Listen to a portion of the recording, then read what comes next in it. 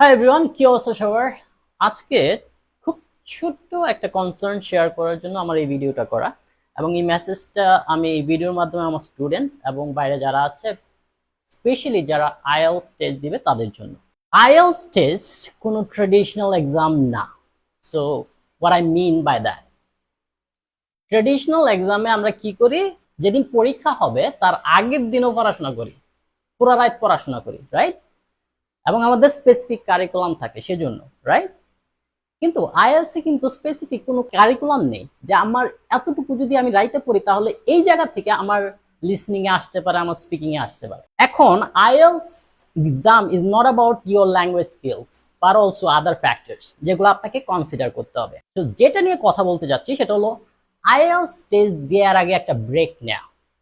এখন আমি স্টুডেন্টদেরকে বললেও ওরা বুঝে না, ওই যে গট ইউজ টু উইথ যে আমার আগের দিন পর্যন্ত পড়তে হবে।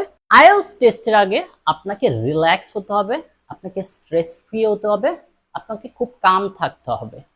তাতে কি হবে? আপনার ফোকাস অনেক বেড়ে যাবে। সো আমার অ্যাডভাইস থাকবে, আপনি যখন আইএলটিএস টেস্ট দিবেন, আইএলটিএস টেস্ট ডেটের আগে থেকে 3 দিন আগে থেকে আপনার প্রিপারেশনটা বন্ধ করে দেবেন।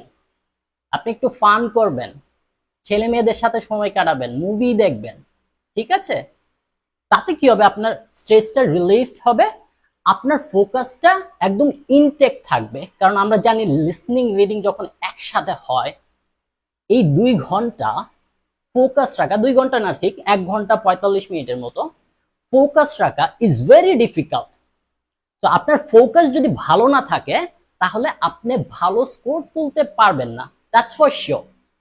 So my humble request to everyone, make sure before the test you take a big break like 2 or 3 days.